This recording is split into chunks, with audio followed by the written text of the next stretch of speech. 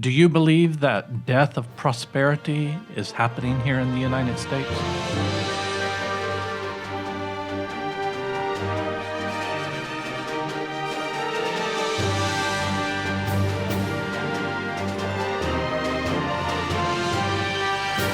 You are listening to Wealth Talks with the McPhees. Welcome back on the show. Before we get rolling today, I want to remind you about the Wealth Seminar coming up September 16th and 17th here in Las Vegas. You can still get the live stream.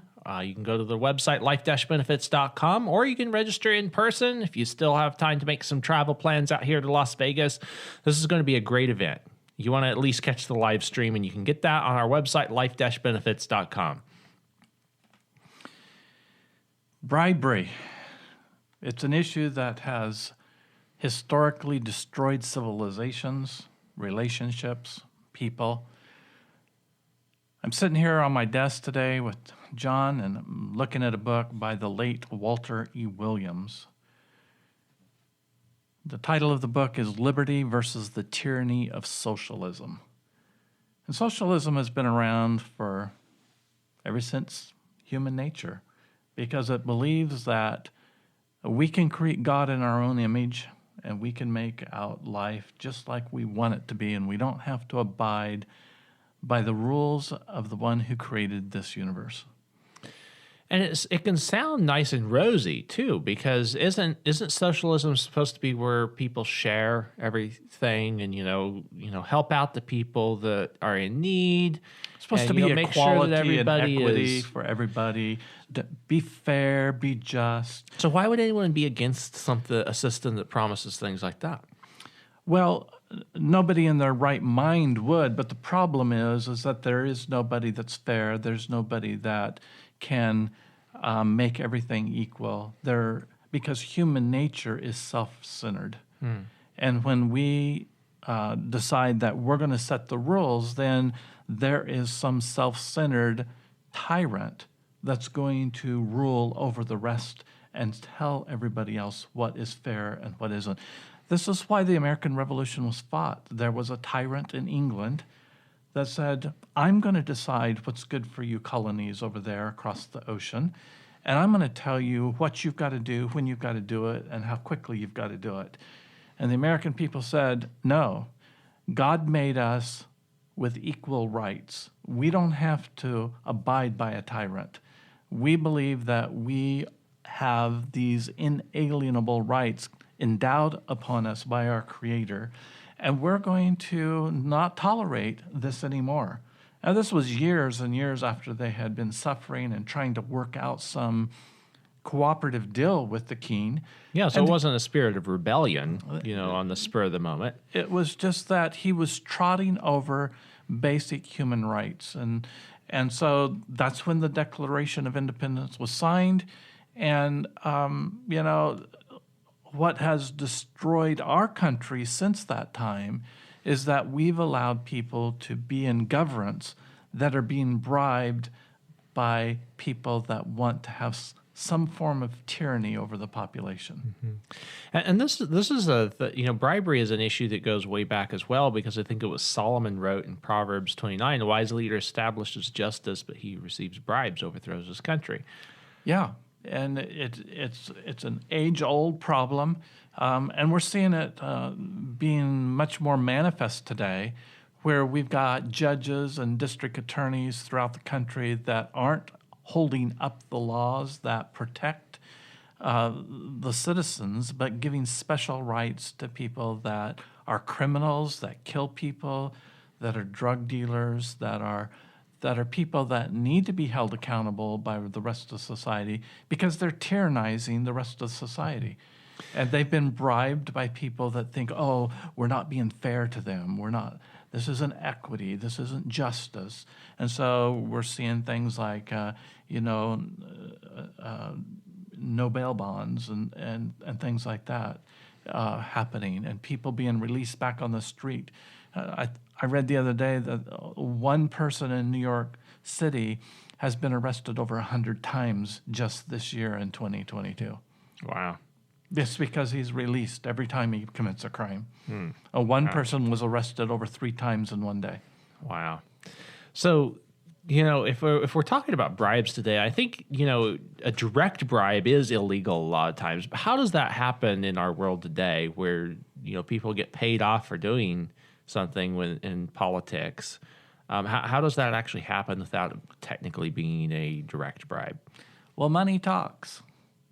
And there's groups called lobbyists that we call them K Street lobbyists. Okay. And they go and they promise politicians to be able to enrich themselves if they will vote certain ways and allow certain things to happen, or not,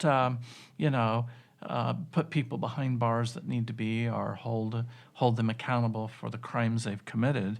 And that might not be directly to them.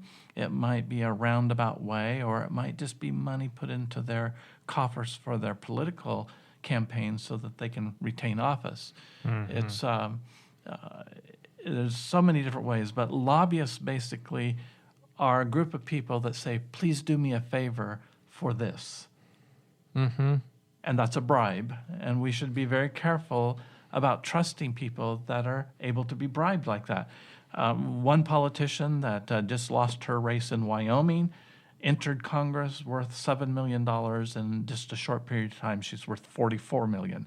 Tell me where that money came from and how rapidly she was able to increase her net worth simply by being a member of Congress. Yeah, and it happens too often to be a coincidence, because you see people that their net worth does increase when they go into Congress, whether it's because of book deals that they do on the side, and some of that is some added popularity perhaps, but oftentimes even the investments that they make seem to do very well based on some potentially insider information, even though that's supposed to be illegal and is investigated from time to time, or family members that are related to that politician seem to have some pretty amazing timing on business deals that end up happening.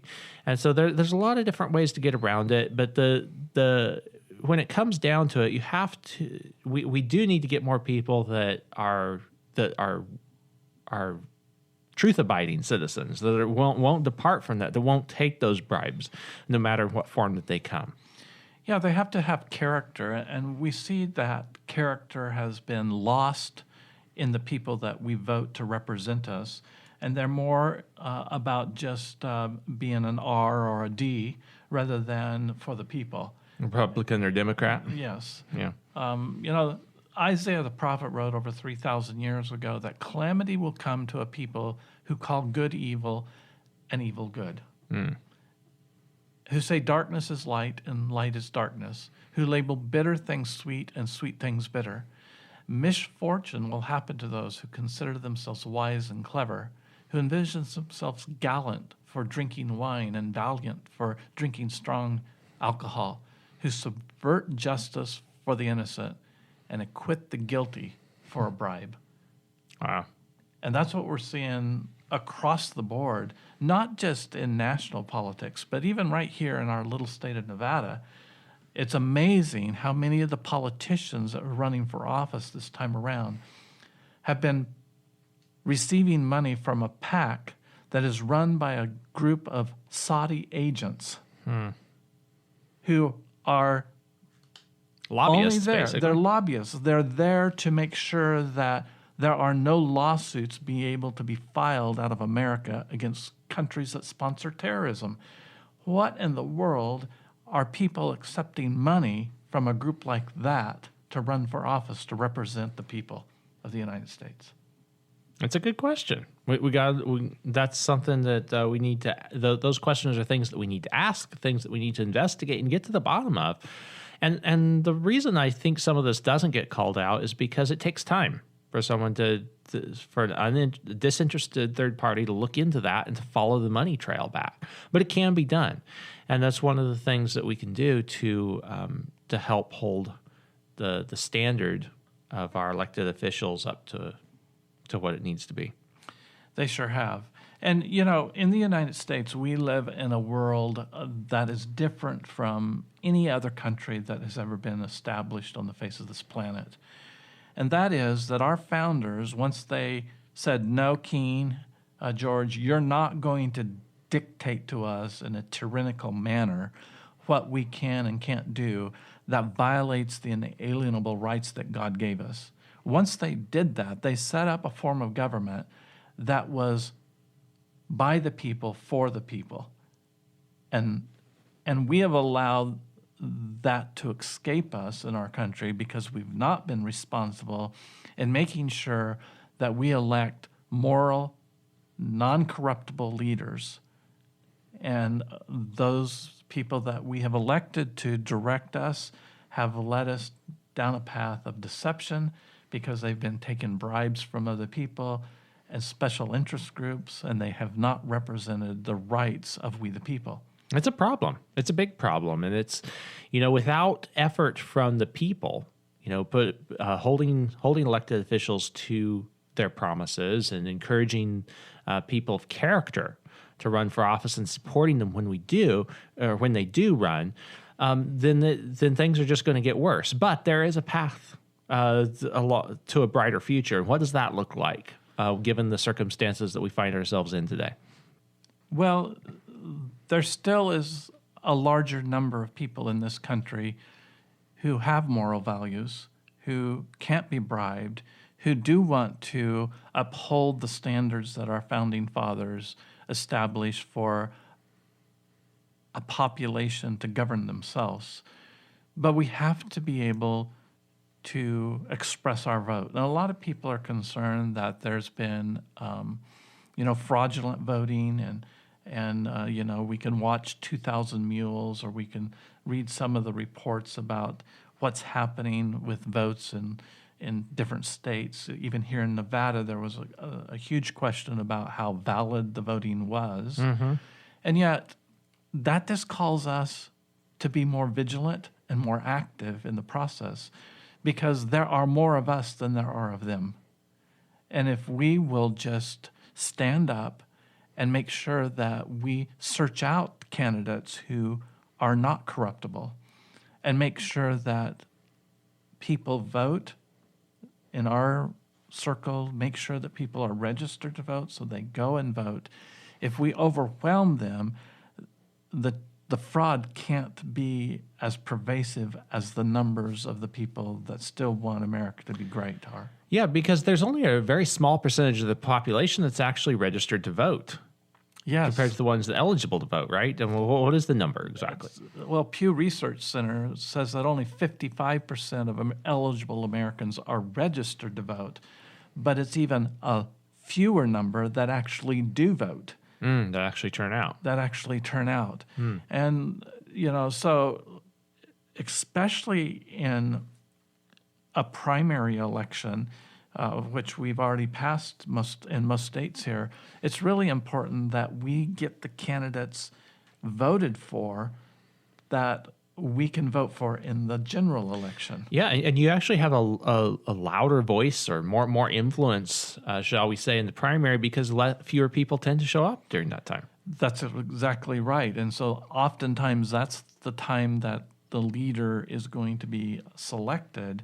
And we just need to never let our guard down, because we are the government in this country. And when we let our guard down, then the people without the morals that are easily bribed, they're opportunistic organisms. They are going to come in and they are going to dominate and tyrannize. That is human nature. So we like to talk about life insurance quite a bit on this podcast. How's the whole political situation? There's an aspect of this that applies to life insurance too, doesn't it? It does. And, we said earlier, this isn't a Republican or a Democrat issue. This is an inalienable right issue. Did God give us these rights or didn't he? Mm-hmm.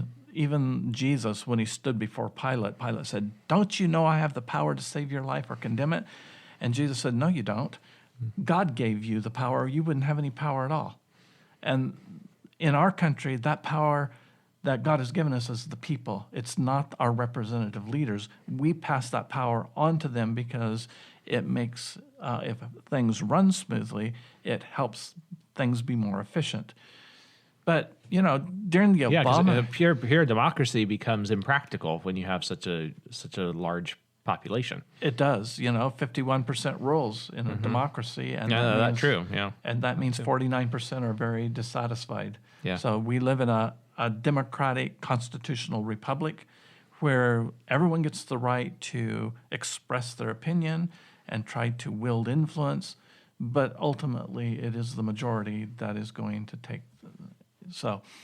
But this isn't a Democrat or Republican issue, as we said. Life insurance was severely attacked under the Obama administration. Lobbyists worked overtime to make it very difficult for certain types of life insurance to even be sold. Mm-hmm. And then Mitt Romney, who was running against Obama, was talking about, well, let's just tax the proceeds. So these lobbyists, they get in and they figure a way to get more power, more money from someplace, somehow, and then they start pouring money into these politicians, just like they did Obama and Mitt Romney. Yeah. So Obama was a Democrat, obviously, but he was talking about, restricting the sale of life insurance, perhaps making the proceeds taxable. Mitt Romney was a Republican, proposing taxing life insurance. If we go back a little ways, though, there was a Democrat, Patrick McCarran, who was a senator from Nevada, who played a big role in keeping life insurance regulated at the state level instead of letting the federal government get into regulating life insurance. And so that has been, the McCarran-Ferguson Act has really helped to keep life insurance regulated at the state level in many ways more free probably than it would have been had it been regulated at the federal level. Oh, absolutely. The FDR and the Supreme Court during that time period had ruled that it was an interstate commerce issue and that the federal government should regulate it all. Well, when that happens, we've got the type of regulation that's over most banks today. And there are so many more banks that go insolvent every year compared to life insurance companies because of that different regulation standard. Yeah. For those of you new who are listening to the show, one of the reasons that we talk about life insurance on this show is because it is a great financial tool. We see it as a savings vehicle, but also, for the protection that life insurance is known for. Obviously, you have the death benefit protection, but there's also a savings component that comes with a well-designed participating whole life insurance policy. You can build cash value quickly in that, and then you can access and use that money throughout your lifetime. It's not like a 401k where you put the money in jail until you're age 59 and a half or have certain penalties or taxes to get to the money. You can get to it whenever you need to just by taking a policy loan and paying the interest on that loan. In fact, September the 16th and 17th of this coming month, this month right now, probably when you're listening to this podcast, is we're going to be talking about the advantages of owning participating whole life insurance right here in Las Vegas. We're going to be talking how it protects as a hedge against inflation, how it's able to help you be more productive in any type of investments that you might make. And you're going to hear some case studies from individual clients who have actually turned their participating whole life insurance into a magnificent financial tool where the rates of returns that are generating is just incredible. And that part is so exciting. Hearing how people are actually using this is one of the reasons that we get so excited about what we do, about using life insurance as a financial tool. It's because we have seen the lives that have been changed. We get to hear the stories of people who call in or people that share their story with us. There's one case that comes to mind. This was featured in the newsletter a while back of Dr. Ethan. And Dr. Ethan and his wife, they have 5 children. One of them is special needs. They learned about using life insurance as a financial tool by reading one of your articles, Dad, in a professional publication it's been about 12 years ago now. Wow. He read the article. They didn't do anything about it, though. And then he went to a seminar for continuing education, and he heard you speak. And so then he thought, I better take a closer look into this. At the time, they were having a hard time financially, making ends meet, big family, business that's getting off the ground. And the message about starting where you are, it's really hard to start from nothing. You have to start with something. And so they did, they were moving forward. They decided to make the commitment to start saving at least 10% of what they were making. And they started putting that toward a life insurance policy because they saw the benefits long term. They knew they needed that protection component, and they saw that they would be able to use the cash values along the way.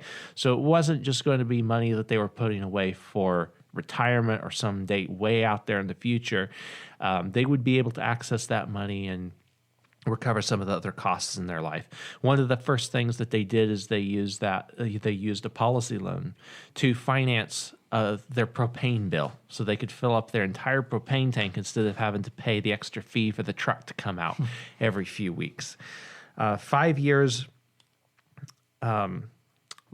later, they felt like they were understanding the concept. They've used it for many different things over the years to finance vehicles, to travel trailer, family vacations, which they hadn't been taking, a son's college. This is a life that has been changed. Just a couple of years ago, so about 10 years after they started, they took a whole week off work and took a family vacation to Puerto Vallarta. That was the first time they had taken off that much time out of the office. Stories like this is, getting a savings program together, being able to save in a vehicle that's going to be there for their future, but being able to leverage that money and use it along the way to do even more, that has changed this family's life. And it's changed thousands of people's life, including our own, and that's why we've dedicated our life to helping people understand this, because most people, they trust the government programs like the 401ks and the IRAs, and those rules change because those are exceptions to the IRS code. But you mentioned the McCarran-Ferguson Act. That kept life insurance separate from an exception to the life insurance code, to the IRS code, because it's regulated by the states primarily. And so we're able to, there's certain things that the IRS defines life insurance as, but because life insurance existed prior to the IRS code, it's exempt from a lot of the things that the IRS normally would penalize us for and tax us on. Yeah, it's grandfathered in. Like, there's even a Supreme Court decision on life insurance and whether it should be treated as an asset, which they determined it was considered an asset even before the IRS tax code was around. So, yeah. So, stories like Dr. Ethan here, by using life insurance, they were able to live a bigger piece of the American dream. And we have to use every tool that is at our disposal today. In order to continue living the American dream, we need to take responsibility and vote in elections, try to make sure that the politicians that are running with character. And I've heard that, that people that actually have character and are thinking long term, that they should be called patriots, whereas the politicians are just thinking about the next election, whereas patriots are thinking about a lifetime. Well, we need to make sure that the real patriots, have a chance of getting it in office. One of the things that is beneficial about life insurance, too, is it gives us the capital to go in and to help influence some of these elections, too, monetarily. It's the gift in the hand of the giver opens the door, the scripture tells us. And so we need to be able to use our money, as Jesus said, use our money to influence people for the good. And so lobbyists are lobbying people to influence them for their own selfish desires and their own political greed. We can use the money that we have in life insurance as a way to influence things for the better. Yeah, kind of counteract some of that. To counteract that. And it's interesting to know that a gift from an individual has more influence over a politician than a gift from a lobbyist. That's interesting. Why do you say that? Because they know they need our vote. Lobbyists just have one vote. We have one vote. But if a politician gets lots of little donations from people, they have a whole lot more clout than those who come in with big donations from large PACs. Sure, because they know that they need to listen to their constituents, those individuals, to get elected. They better listen to them. So we have a responsibility. If you're not registered to vote, I'd encourage you to do that. November 8th, Tuesday, is coming up quickly. Your state might not allow you to register right at the last minute, so you want to make sure you do that now so that you can make your voice heard and we can bring liberty back to the United States, because liberty is what drives prosperity. Prosperity is what keeps tyranny at bay. That's right. And if you enjoyed Dr. Ethan's story today, be sure to check out the live stream for the September event coming up September 16th, 17th. We're going to have a couple of clients that will be traveling in and sharing live their stories and how they've used life insurance, one in commercial real estate investing and another in a car dealership. And so you're going to enjoy hearing those stories live, get inspiration from those. Be sure to go to life-benefits.com to find out the details for the seminar, or give us a call at 702-660-7000. You are listening to Wealth Talks with the McPhees. Have a wonderful week.